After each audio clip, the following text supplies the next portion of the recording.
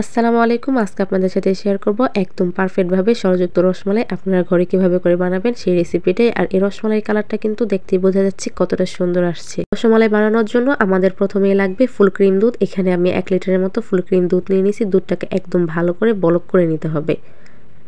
দুধটা কিন্তু বলক চলে আসছে। এখন হচ্ছে চুলাটাকে বন্ধ করে দিয়ে আগে থেকে গুলিয়ে নেওয়া ভিনেগার আর পানির মিশ্রণটা সম্পূর্ণটাই দিয়ে দিলাম।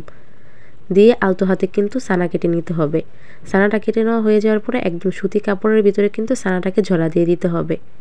এভাবে করে আমি ঝরা দিয়ে রেখে দিব 2 ঘন্টার মতো, যাতে করে এক্সট্রা পানিটা চলে যায়। 2 ঘন্টা পরে ছানাটাকে একটা প্লেটের উপরে নিয়ে নিচ্ছি। এক্সট্রা পানিগুলো কিন্তু একদমই চলে গেছে। এখন হচ্ছে ছানাটাকে হাত দিয়ে একটু ডলে ডলে ভালো করে মেখে নিতে হবে, যাতে করে কোনো দানা দানা না থাকে। ছানাটা একদম ভালো করে মাখানো হয়ে গেছে। এখন হচ্ছে 2 হাতের তালুতে অল্প পরিমাণে ছানা নিয়ে একটু ছোট মিষ্টির আকারে দিয়ে দিতে হবে। এভাবে করে কিন্তু প্রত্যেকটা মিষ্টি আমি বানিয়ে নিচ্ছি। একদমই অল্প সময় বানানো হয়ে গেছে। এবার হচ্ছে শিরাটাকে জাল করে নেওয়ার পালা। এই জন্য একটা ফ্রাই প্যানে 1 কাপের মতো চিনি দিয়ে দিচ্ছি, সাথে দিয়ে দিব 2 কাপের মতো পানি। চিনিটা যে পরিমাণে দিয়ে দিবেন তার ডাবল কিন্তু পানি দিয়ে দিতে হবে, যাতে করে শিরাটা একদমই পাতলা টাইপের হয়। কিছুক্ষণ পর দেখা যাবে চিনিটা কিন্তু একদম সুন্দরভাবে গলে গেছে আর পানিটা কিন্তু ফুটতে শুরু করছে। এ পর্যায়ে হচ্ছে অল্প অল্প করে মিষ্টিগুলোকে দিয়ে দিতে হবে। মিষ্টিগুলো সম্পূর্ণ দেওয়া হয়ে যাওয়ার পরে হালকা করে আমি একটু নেড়ে দিচ্ছি, যাতে করে একটা মিষ্টির সাথে আরেকটা মিষ্টি লেগে না থাকে। এরপরে হচ্ছে আমি ঢাকনা দিয়ে 10 মিনিটের মতো অপেক্ষা করব, যাতে করে প্রত্যেকটা মিষ্টি সুন্দরভাবে হয়ে যায়।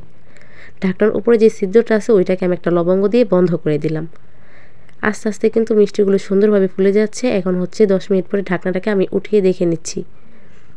মিষ্টিটা কিন্তু একদমই সুন্দরভাবে ফুলে গেছে আর আমার মনে হয় মিষ্টিগুলো সম্পূর্ণ হয়ে গেছে। এ পর্যায়ে হচ্ছে আমি একে একে মিষ্টিগুলোকে এই শিরা থেকে উঠিয়ে নেব। মিষ্টিগুলোকে শিরা থেকে উঠিয়ে নেওয়ার পরে শিরাটা কিন্তু একদমই ফেলে দিবেন না। শিরাটাকে অনবরত বেশ কিছুক্ষণ সময় নিয়ে জাল করে নিতে হবে। জাল করতে করতে একটা সময় দেখা যাবে শিরাটা কিন্তু অনেক সুন্দর একটা ক্যারামেল কালার চলে আসছে।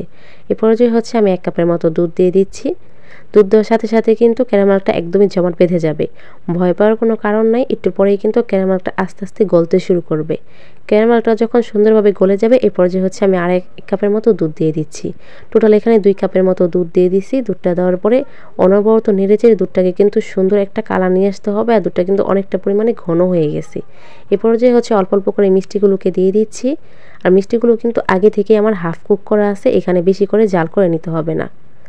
এখন হচ্ছে আমি একটু নেড়েচেড়ে মিষ্টিটাকে এক বলক তুলে নেব। মিষ্টিটা যখন সুন্দরভাবে একটা বলক চলে আসবে এ পর্যায়ে হচ্ছে আমি ঢাকনা দিয়ে 10 মিনিটের মতো অপেক্ষা করব।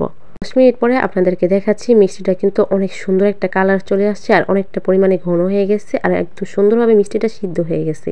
এ পর্যায়ে হচ্ছে চুলা থেকে নামিয়ে নিচ্ছি। চুলা থেকে নামিয়ে রসমালাইটাকে ঠান্ডা করে নিচ্ছি। আর দেখতে কিন্তু বোঝা যাচ্ছে রসমালাইটা কতটা পারফেক্ট হয়েছে। খেতেও কিন্তু খুবই টেস্টি ছিল আর দোকানের চাইতেও আমার কাছে মনে হয়েছে বেশি টেস্টি।